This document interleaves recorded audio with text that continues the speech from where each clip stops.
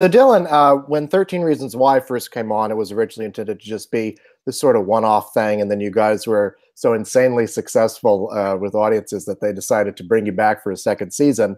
What were your expectations like when you heard that there was going to be a second season? Um, I mean, oh wait, hello? Yeah, can you hear me? Oh yeah, sorry, you disappeared, but if you can hear me and see me, it's okay. Yeah, yeah, I can hear you. Yeah, you're fine. Yeah, Okay, all right. Um, oh, I see. Anyway, I'm getting used to it. it's Uh, okay. yeah, I mean, like when I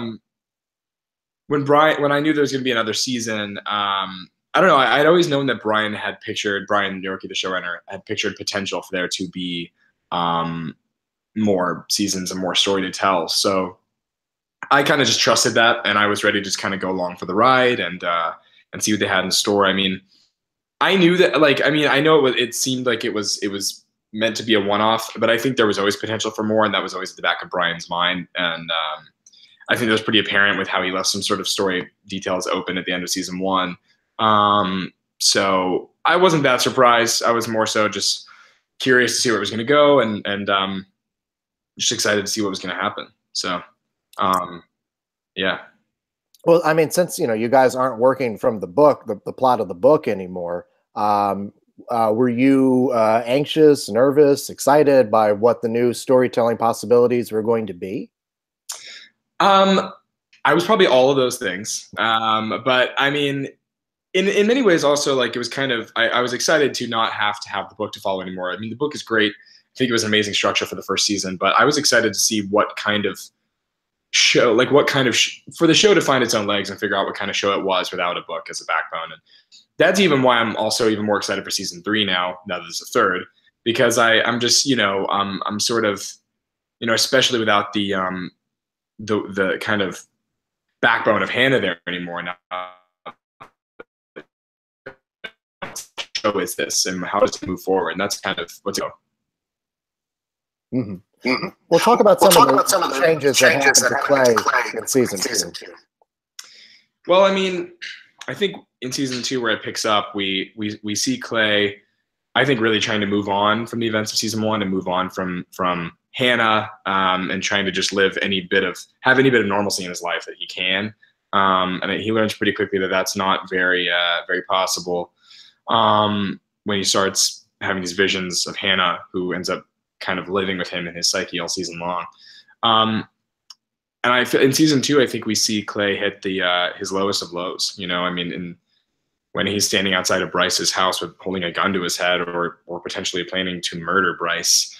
It's we've never seen Clay stoop to that level, and it's because I think it's becoming increasingly obvious and apparent that Clay has a lot of internal struggles and also has mental health issues of his own that he needs to deal with, and that people need to recognize around him, because Clay is not okay. And I think he's starting to find some closure, at the end of season two, by being able to personally let Hannah go. But I'm curious to explore what's going on really inside Clay. I mean, I'd like personally like to see Clay in therapy or something, or just be able to have him address these things, or have people force him to address these things. But I think in season two, we definitely see what Clay is capable of thinking or doing to himself or to others. And I'm happy that Clay didn't make some of the decisions that he was going to make. But I think that there's also a lot of grief in Clay from the event of season one. I feel like you see it in the way it was written. There's a lot of the stages of grief, and I think he processes them in many different ways. So You mentioned some of the mental health problems that he may or may not suffer from. Did you do any kind of like research on your own to kind of get an idea of some of the signs or stages that there might be in order to portray those? Um, yes and no. I mean, like I would have conversations with Brian, the showrunner, and with people that the show has worked with. But I didn't want to get too wrapped up in how in what I think Clay is experiencing or what his issues are, because I don't even know yet, and I didn't want to I didn't want to try to limit myself to how I feel someone who has those issues would portray them. You know, I just wanted to kind of find it organically and just kind of find it within the writing itself without it being so addressed so straightforward to me. I'm curious to see if it'd be addressed in the future, but I mean, so it's kind of a mix of both. I kind of want it to be organic, but also to just kind of think about those things myself without trying to look too much into it. If that makes sense.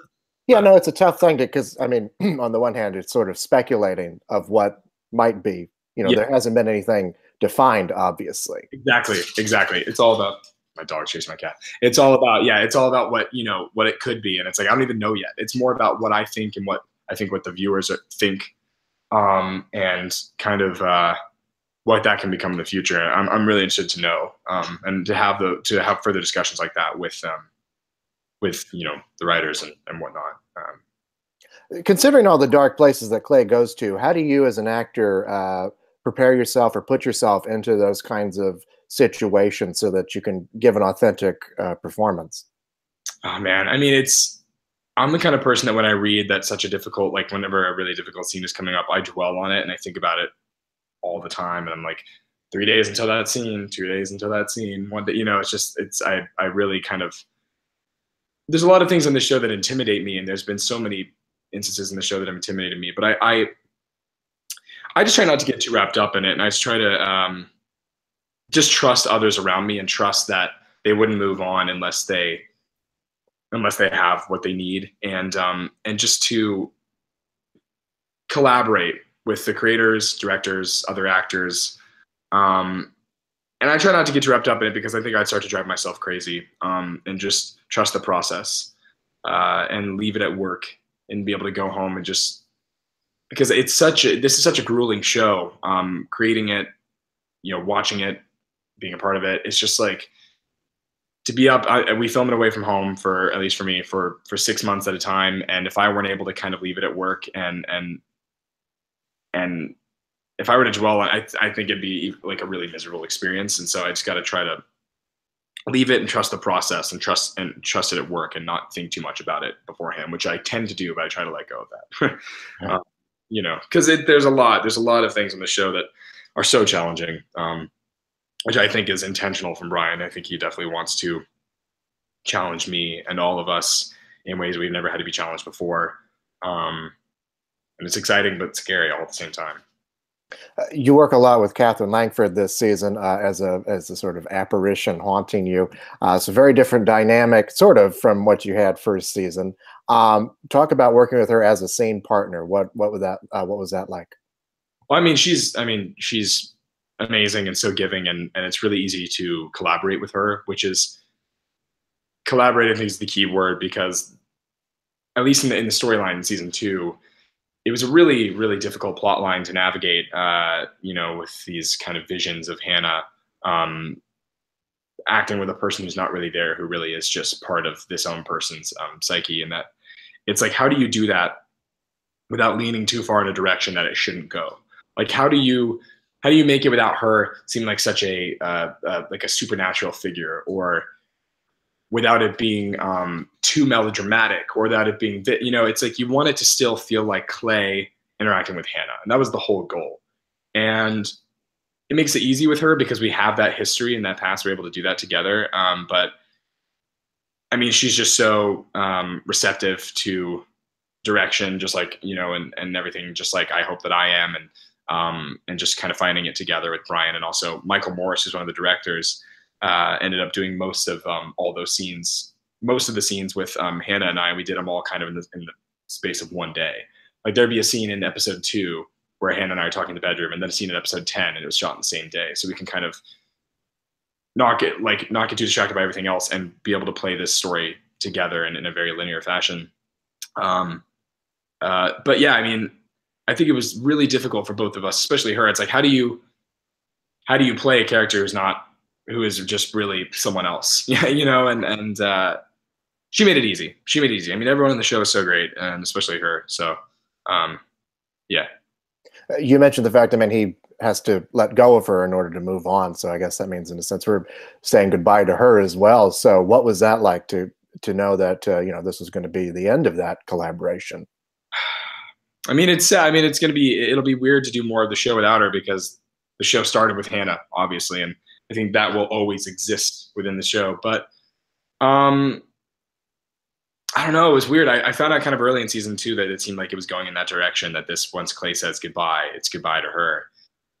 And it's really like heartbreaking, A, for me playing Clay, B, for just like enjoying seeing Hannah on the show and having Katherine around. But I think it's also kind of an exciting opportunity, though, at the same time, because the show without the presence of Hannah completely, I think, will be really effective. And I think like feeling Hannah not being there, you will be able to really, I just think that's something that will feel really powerful. And especially, because in season 2, she's not there anymore, and neither is season 1, but you'd see her all the time in flashbacks in season 2, in flashbacks and with Clay seeing her. But having her be mentioned and not seen at all, that's not something we've experienced on the show. It might just create a whole new kind of really kind of heartbreaking dynamic, I feel. I don't know how much Hannah will be. I don't know how much the essence of Hannah will be in season 3. I don't really know much about season 3 at all. But to me, I was sad, but also interested at the storytelling opportunities that it opens up. And I'm sad to see Katherine go. But I think she probably agrees, and we all agree, that Hannah's story has been told. And if there's more to the show, which we now know there is, I don't think there's more story we can really tell with Hannah being around. So I think she did a great job for an amazing job for the 2 seasons that she was in, and the show wouldn't be there without her. So, that's kind of my thoughts on that. I wanted to ask you about the school shooting storyline that's in the show. Unfortunately, it became very relevant, and I remember you guys had to cancel your premiere because it was like the same day of I can't even remember because there's been so many of them, but it was one of those school shootings. And so I wanted to ask you about that storyline, number one, but also about its relevance to today. Yeah, I think there's obviously multiple ways that storyline could have gone, and it was set up in season 1. And I think it's interesting because that scene was written and shot before. I mean, obviously, school shootings have been a major horrible issue for a long time, but before the Parkland shooting and before everyone was listening to the kids and these rallies were happening and changes starting to be made, this was before that. And the show was not piggybacking on anything like that. It was just exploring a topic that is relevant, and then the relevancy only being proven as time went on, having filmed that scene. And I think there's no right or wrong way to address that topic on the show. I mean, I think it's important. And I think what's also especially important is that people can recognize, which is what I think everyone wants people to recognize, that the decision that Clay makes in the finale, whether it was successful or not, is not the right decision to make. I mean, you should never, ever confront an armed gunman in any way. Like, they should have called the police, and someone obviously did. But I think we should believe that is it should track with Clay's character, that is a decision that Clay would make because he wasn't able to help someone before. And that's what he said in his speech at the church and Hannah's memorial service and everything. And I think that Clay made the wrong decision, although whether it be right or not, and is one who always acts on emotion and doesn't think his actions through before he does them and tries to put everything on himself when he really shouldn't, because that could have gone horribly wrong.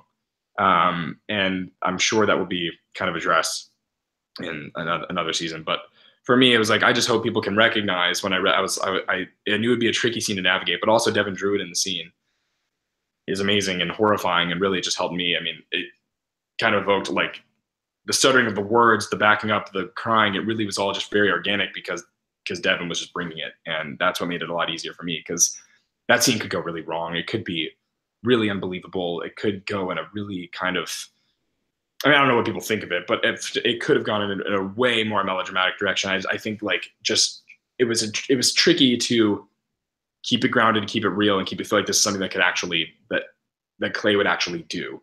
And I'm pretty happy with how it turned out, and I think that Devin did a great job and everything. And I was just hoping it would go. I was just hoping it would come across well, and that people would understand that that's not. We're not supposed to agree with Clay with what he's doing, whether he saved Tyler or not. You know, I mean, that's amazing, but it's like Clay could have gotten a lot more people hurt. You know. Mm-hmm. I should say it was after the Santa Fe shooting. That was the one. It's really sad that you have to worry about getting those two mixed up. You know, it happens so frequently. Well, it's because, I mean, we are just growing so numb. I mean, it's you hear news of it and it's not even surprising anymore, and it's horrible, and it's really infuriating. And I wish things could change faster. And that's why I was honestly, to go back to your question, why I was kind of interested and excited at the idea of that being addressed in the show, because I mean, it's not like the show is going to change anything, but we got to keep talking about that. We got to keep recognizing that it's wrong, because to me, the way I view that plot line in the show, and honestly, for all of season 2, with all these characters getting their hands on guns and stuff, how dangerous it is when kids who are this destructive and emotionally confused can so easily access these completely destructive weapons like this, and how horrible that is, and nothing good comes of that. And that's what I recognize when I watch, and I hope others can see that. Like, that's how other people take it too, that it's sort of a demonstration of kids should not be able to get their hands on weapons like this. And that's something that I'd like to see explored as well, but that's at least how I view it. Well, Dylan, thank you so much, and congratulations on another season. It was a pleasure talking with you again. Yeah, thank you so much. Thanks for talking to me again. Appreciate it. Hope it wasn't too glitchy.